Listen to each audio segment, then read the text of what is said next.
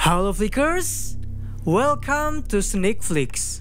Dengan bangga kami mempersembahkan kepada kalian ulasan series berjudul Person of Interest season kelima, chapter keempat. So without any further ado, let's get into it.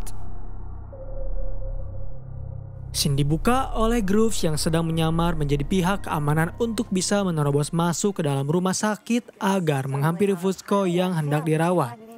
Groves juga meminta maaf karena telah mengirim Fusco untuk menjadi perencana kota. Padahal seharusnya ialah sendiri yang pergi sehingga bisa meminimalisir kecelakaan yang hendak terjadi. Saat Groves keluar dari kamar pasien, ternyata Finch dan Rhys telah menunggu di luar. Groves paham mereka masih khawatir dengan kondisi dari Fusco. Tetapi Groves dapat menjamin bahwa mesin telah memberi sinyal terkait kondisi dari Fusco yang dinyatakan telah aman. Tak hanya itu saja, keraguan yang dimiliki oleh Finch, ia juga masih menunggu ancaman serangan yang akan datang dilakukan oleh Samaritan setelah mereka membunuh di hadapannya.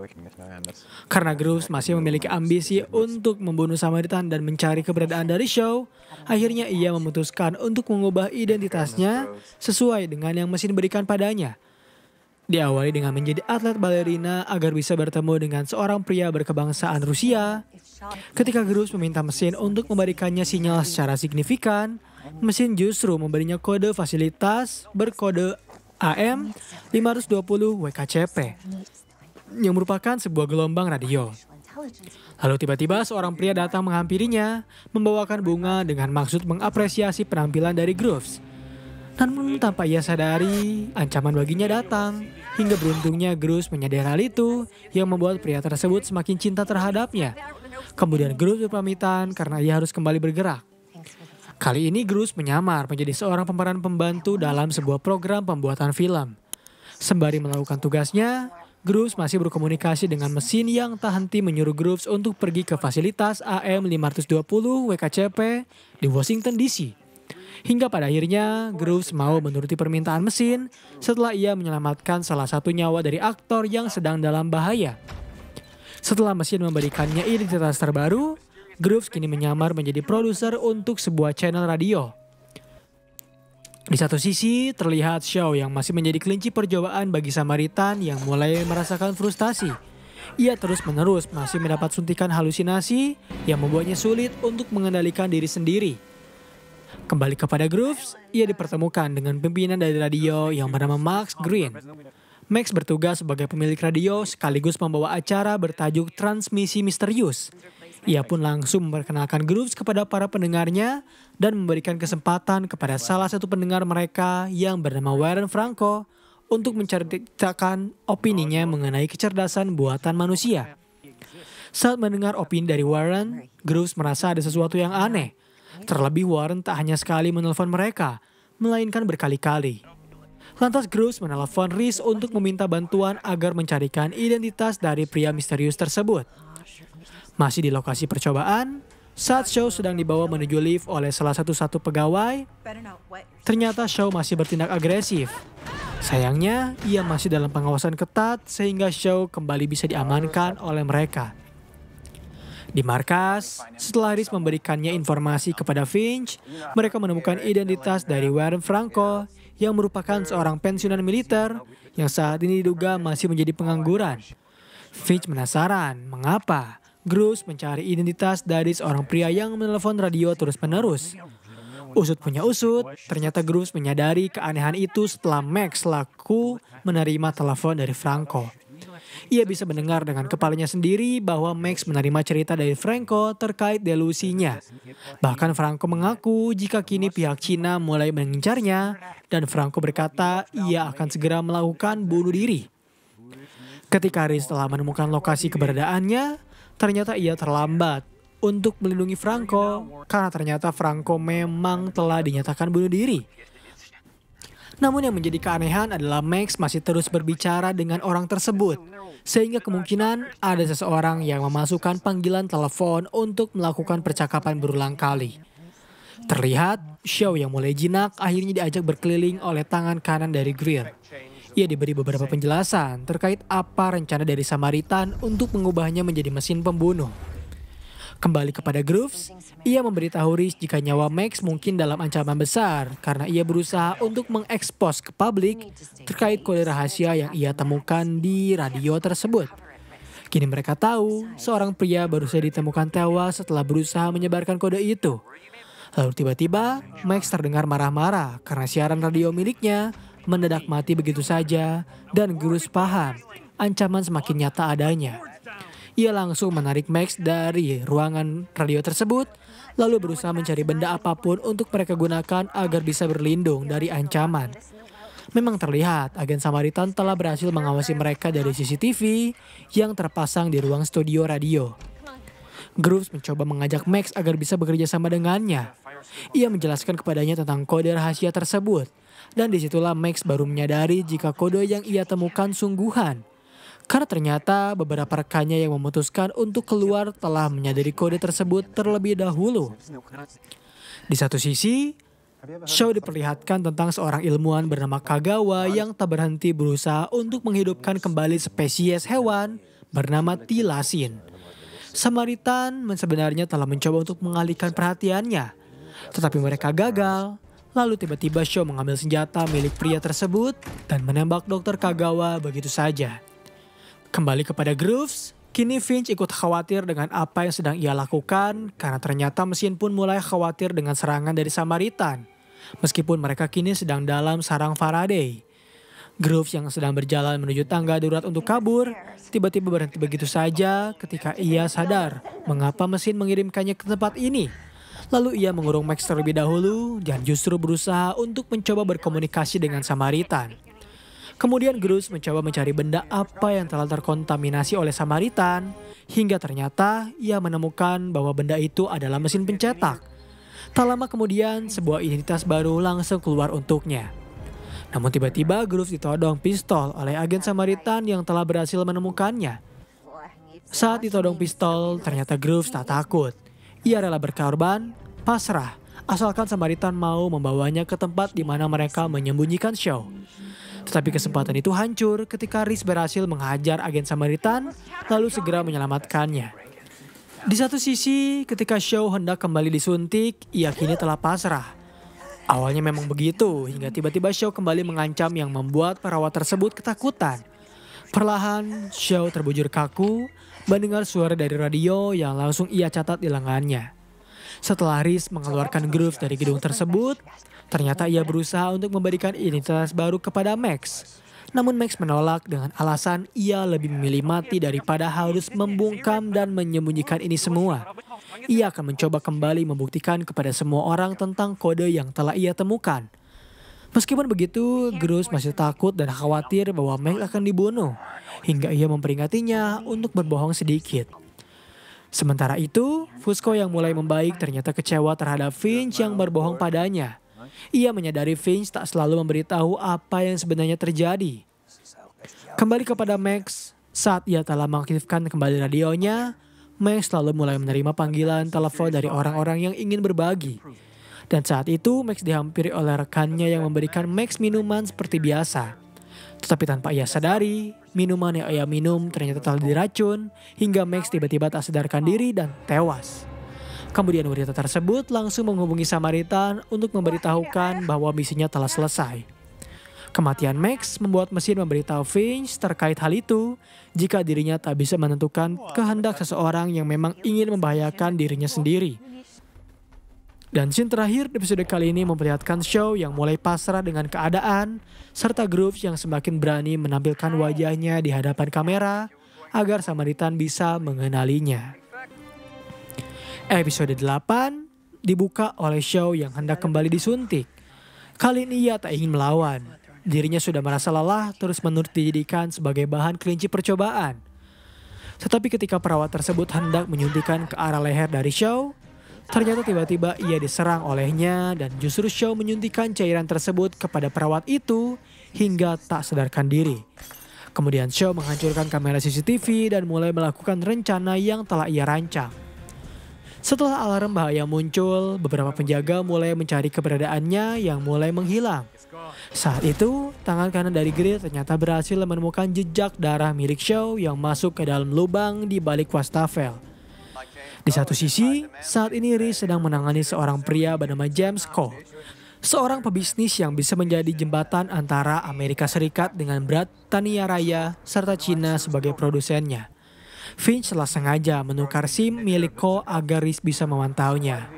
Dan saat itu mereka bisa mendengar suara dari James Cole yang hendak terbang menuju London di siang hari ini.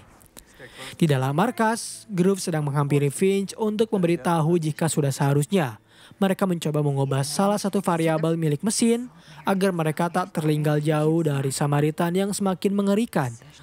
Namun Finch masih enggan untuk berinovasi. Ia tetap pada kepercayaannya bahwa mesin akan menuntun mereka kepada jalan yang benar. Saat Reese sedang mengikuti James, ternyata kali ini James sedang pergi ke rumah sakit. Ia lalu dihampiri oleh dokter yang mencoba untuk menanganinya. Terlihat James mengalami penyakit flu biasa, tapi mukanya terlalu pucat untuk seukuran penyakit tersebut. Hingga akhirnya dokter memutuskan untuk memberi James antivirus dan memintanya untuk beristirahat sejenak di rumah sakit. Terlihat seorang pria bernama Jeff bersama mantan kekasihnya sedang berbicara di sebuah restoran.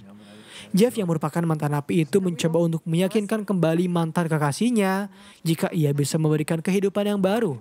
Terlebih kini ia telah bekerja di perusahaan baru dan mereka akan menyewa apartemen bersama. Sayangnya, mantan kekasih dari pria tersebut tetap tak mau untuk kembali bersama. Karena ia tahu nantinya Jeff akan kembali di penjara. Sementara itu, saat Elias sedang beristirahat di kediaman milik Finch, ia dihampiri oleh Fusco yang ingin bertanya terkait selusin mayat yang dikubur di terowongan bawah tanah. Masalahnya adalah ia menemukan salah satu mayat dari rekan dari Elias, yaitu Bruce. Dan ia ingin tahu dari mana truk membawa mayat itu berasal. Akhirnya Elias memberitahu jika ia mengenal seorang pria bernama Acapello yang mengurusi jalan di daerah Bronx. Di rumah sakit, saat James sudah terlalu lama menunggu dokter yang tak kunjung datang, ia tiba-tiba berjalan hingga kemudian tak sadarkan diri dan mengeluarkan darah di mulutnya. Dokter langsung cepat tanggap menanganinya, meminta kepada suster agar segera memeriksa apa yang sebenarnya James alami. Terlihat Shaw yang telah berhasil keluar dari fasilitas penahanan Samaritan ternyata tiba-tiba muncul di sebuah penjara. Ia bertanya dari mana keberadaan mereka saat ini. Hingga salah satu napi menjawab, mereka sedang berada di neraka, Johannesburg, Afrika Selatan. Karena para napi itu melihat Shaw sungguh sangat menawan, cantik, seksi, bahenol, mereka untuk mencoba agar menggodanya. Tetapi mereka tak tahu, Shaw langsung menghajar mereka semua dan meminta kepada salah satu napi pendiam untuk mengarahkannya ke jalan keluar dari penjara. Kembali ke rumah sakit, saat ini situasi semakin rumit setelah orang-orang mulai panik terhadap apa yang terjadi kepada James.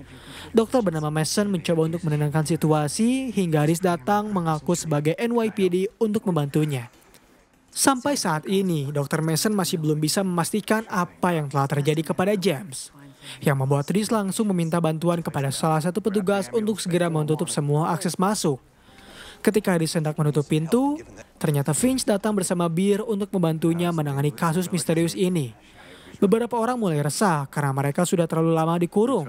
Bahkan salah satu pasien menemukan video yang beredar di internet mengenai virus mengerikan menular yang mulai terjadi di Amerika. Dan kasus itu dimulai di rumah sakit.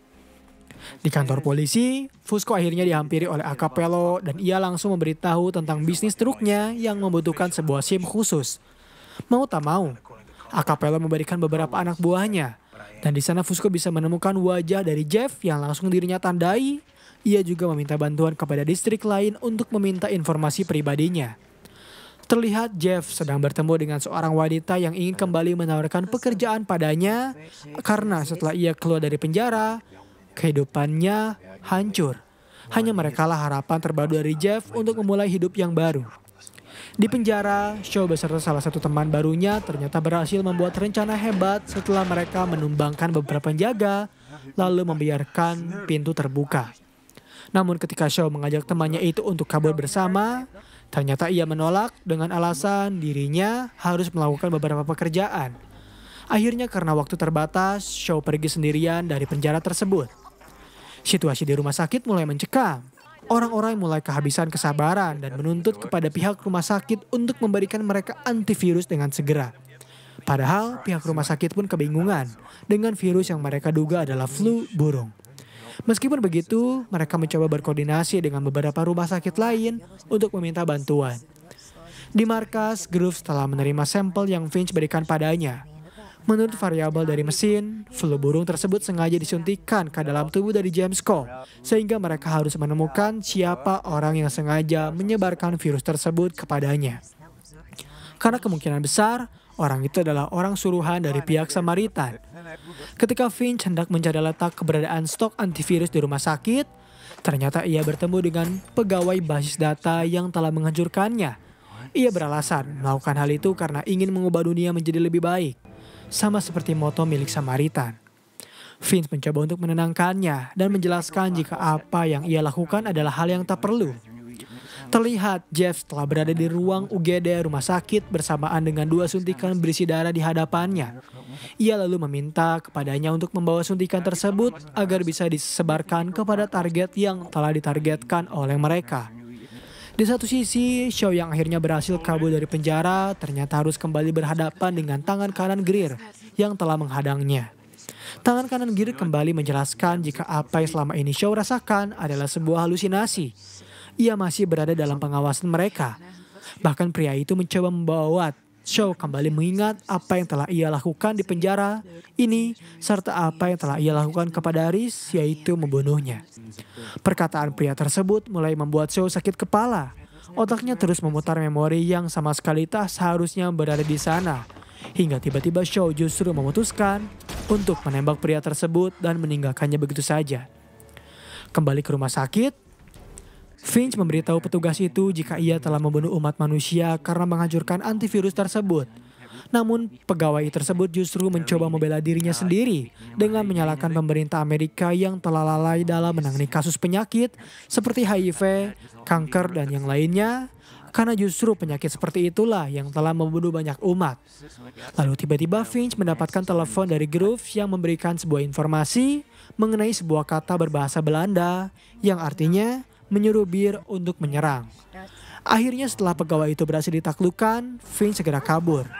Lalu terlihat Jeff mulai beraksi untuk mengincar Dr. Mason. Beruntung Reese menyadari serangan itu terlebih dahulu, sehingga ia langsung menghentikan aksi tersebut. Tetapi sayangnya ternyata Jeff berhasil menyuntik Fusco dan kabur begitu saja. Saat situasi semakin rumit dan Dr. Mason telah pasrah dengan keadaan, tiba-tiba saja Groves datang dengan menyamar menjadi dokter dari rumah sakit lain, memberikan mereka antivirus terbaru. Lantas Dr. Mason pun langsung membagikan antivirus itu kepada pasien yang ada di rumah sakitnya. Setelah kasus wabah selesai, Chris kembali ke kantor polisi. Di sana ia melihat Fusco yang sedang membersihkan mejanya. Dan Fusco beralasan ia telah dipindah tugaskan serta kini Fusco juga memutuskan untuk berhenti bekerja sama dengannya dan juga Finch. Bahkan dia membuang boneka yang menjadi mata milik Finch di kantor polisi. Dan scene terakhir di episode kali ini memperlihatkan Jeff yang kembali bertemu dengan bosnya. Saat itu bos dari Jeff mengaku telah cukup puas dengan hasil kerja yang ia berikan. Kini mereka tinggal menunggu reaksi dari apa yang telah mereka lakukan, yaitu data keamanan dari orang-orang yang mulai mengantri untuk mendapatkan vaksin. Dengan begitu, ancaman mereka bukanlah terorisme lagi, melainkan penyakit. Sementara itu, terlihat Shaw yang pada akhirnya bisa kembali bebas, mencoba untuk mencari keberadaan rekan-rekannya setelah sekian lama dikurung oleh Samaritan. Dan pembahasan mengenai series Person of Interest, season kelima, episode 7 dan 8 pun berakhir di sini. Bagaimana menurut kalian? Apakah series ini cukup menarik untuk diikuti? Berikan komentar positif kalian di kolom komentar. Beri kami ulasan mengapa series ini menarik bagi kalian dan jangan lupa nyalakan lonceng notifikasi, tekan tombol subscribe serta tombol like jika kalian menyukai pembahasan kami. Dan sampai berjumpa kembali di episode selanjutnya.